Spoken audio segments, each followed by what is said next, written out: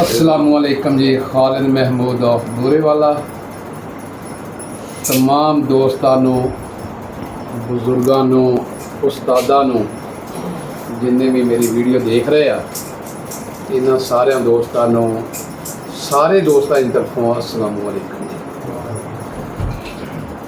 जी। अस्सलाम वालेकुम। असी अज जनाब मलक गुलाम मुस्तफा के घर उन्होंने सानू सारे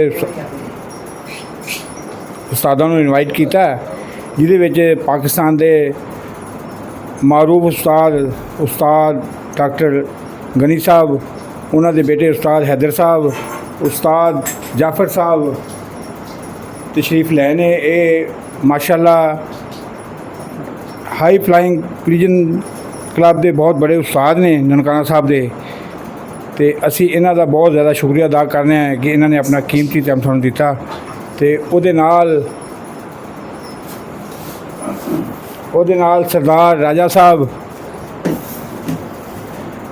सरदार राजा बेगूगा जो जेड़े अपना दीपालपुर तो बिलोंग करते हैं, और इन्हां दे वालिद साहब उस्ताद हाजी खुरशैद साहब जो किसी भी तारीफ के मुहताज नहीं, इन्हां दा भी बड़ा तह दिल नाल शुक्रिया अदा करते कि इन्होंने अपना कीमती टाइम सानूं दिता ते साडी रौनक नूं दुबाला किया। और इहदे नाल मेज़बान हजरात उस्ताद मलक मुस्तफा बुच्चे की तो मतलब जिन्होंने सारे दोस्तों को इनवाइट किया और बड़ी भरपूर एक दावत पेश की, इन्हों का भी बड़ा शुक्रिया अदा करने। यह जी शख्सियत तुहाडे सामने ये किसी तारीफ की मुहताज नहीं, ये साढ़े बहुत पुराने खिलाड़ी, बहुत बड़े उस्ताद राय अफजल साहब जेड़े खरल कलां तो तशरीफ लाए ने, इन्हों का भी बड़ा शुक्रिया अदा करने। और इन्होंने इस महफल नूं चार चंद ला के मतलब महफल नूं दुबाला किया, तो इन्हों का भी बहुत ज़्यादा शुक्रिया करने। नाल मियाँ आसिफ दारे का जो माड़ी कंबो तो तशरीफ लाए ने, और इन्होंने भी उत्थे एक बहुत बड़ी एंट्री मतलब उड़ाई और उन्होंने बड़े पाया तमील तक पहुँचाया, इन्हों का भी बड़ा शुक्रिया अदा करने।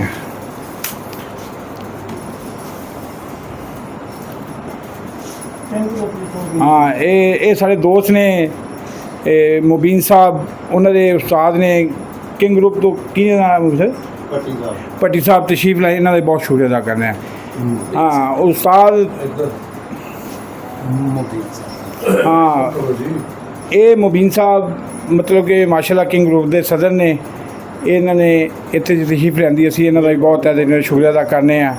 तो इन्हों के नाल एक बहुत बड़े उस्ताद फैसलाबाद के उस्ताद बाऊ जेड़े किसी भी तारीफ के मुहताज नहीं, इन्होंने भी सानू अपना कीमती टाइम दिता, असीं इन्हों का भी बहुत ज़्यादा शुक्रिया अदा करने। हाँ जी माशाल्लाह एहतशाम भट्टू साहब दीपालपुर तो तशरीफ लैके आए ने, नाल उस्ताद अपना फजल अमीन साहब जेड़े पेशावर तो लैके तशरीफ लाए ने, ये बहुत बड़े उस्ताद ने, इन्हों का उच्ची दी कबूतरबाजी का बहुत अच्छा ताल्लुक है। राय शफीक राय साहब, हाँ राय शफीक राय साहब फैसलाबाद तो बिलोंग करते हैं, और ये उस्ताद बाऊ के शहीद ने, इन्हों का भी बड़ा शुक्रिया अदा करने। हाँ जी ये राय साहब के दोस्त ने, तो ये भी बड़े शौकीन ने, इन्हों का भी बड़ा शुक्रिया।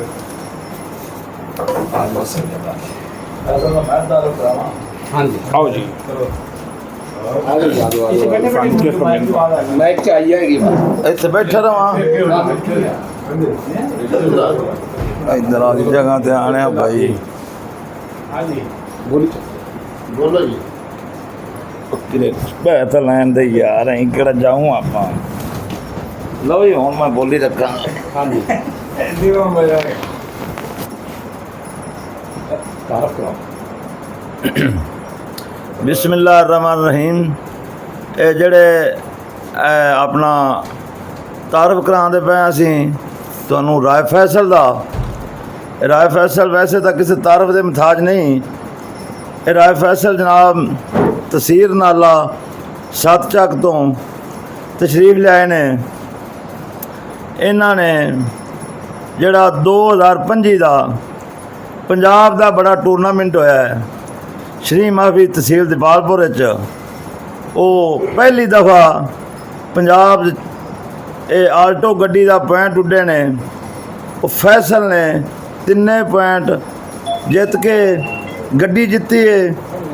ਇਹ ਜਨਾਬ ਇਹਨਾਂ ਦੇ ਨਾਲ ਇਹਨਾਂ ਦੇ ਵਾਲਦ ਰਾਏ ਸਾਬਰ ਖਰਲ, ਇਹ ਵੀ ਕਿਸੇ ਤਾਰਫ ਦੇ ਮੁਹਤਾਜ ਨਹੀਂ। ਇਹ ਇਹਨਾਂ ਦੀ ਮਿਹਨਤ, ਇਹਨਾਂ ਦੀਆਂ ਦੁਆਵਾਂ ਦਾ ਨਤੀਜਾ ਹੈ।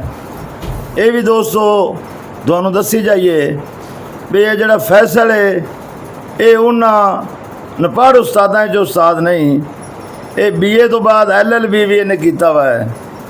ਇਹ ਇਸ ਤਰ੍ਹਾਂ ਦੇ ਅਗਰ ਦੋਸਤ ਸਾਡੇ ਸ਼ੌਕ ਵਿੱਚ ਸ਼ਾਮਲ ਹੋਣ ਦੇ ਤੇ ਸ਼ੌਕ ਜਿਹੜਾ ਹੈ ਉਹ ਜ਼ਿਆਦਾ ਵਧੇਗਾ। ਅਜੇ ਫੈਸਲ ਦਾ ਹੀ ਕਿਰਾਇਆ ਰੱਖਣਾ ਕਿ ਰਹਿਣਾ ਜਾਣਾ ਦੱਸੀ ਜਾਓ ਤੁਸੀਂ।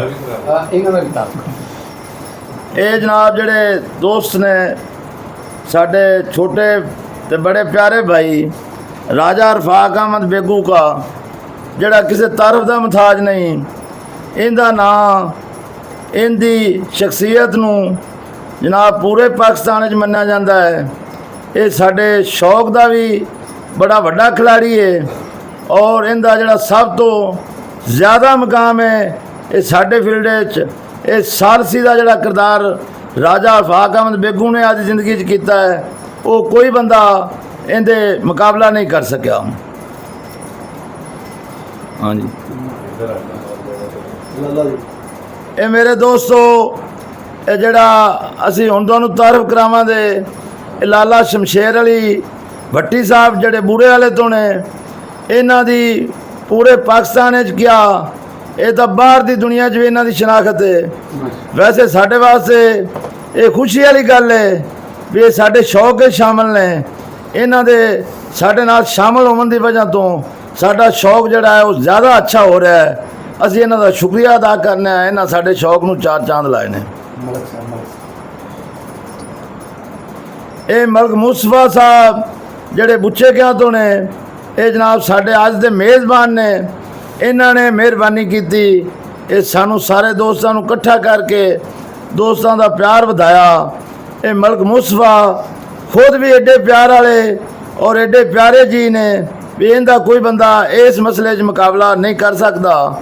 ਇਹ ਮਲਕ ਮੁਸਤਫਾ ਨੇ ਬੁੱਚੇ ਕਿਆਂ ਤੋਂ ਚੱਲ ਕੇ ਸਾਡੀ ਤਹਿਸੀਲ ਵਿੱਚ ਜਾ ਕੇ ਦੀਪਾਲਪੁਰ ਵਿੱਚ ਸ਼ੌਕ ਨੂੰ ਬੜਾ ਜਨਾਬ ਚਮਕਾਇਆ, ਵਧਾਇਆ। ਉਹਨਾਂ ਲੋਕਾਂ ਨੂੰ ਵੀ ਇਹ ਸ਼ੌਕ ਦਾ ਵੱਲ ਦੱਸਿਆ। ਇਹ ਜਿਹੜੇ ਦੋਸਤ ਸਾਡੇ ਨੇ ਜੀ, ਸਰਦਾਰ ਮੀਆਂ ਆਸਫ ਵੱਟੂ ਮਾੜੀ ਕੰਬੋਹ ਤੋਂ ਆਏ ਨੇ, ਇਹਨਾਂ ਦੇ ਬਾਰੇ ਤੁਹਾਨੂੰ ਦੱਸਣਾ ਕੀ ਚਾਹਣਿਆ ਸੀ।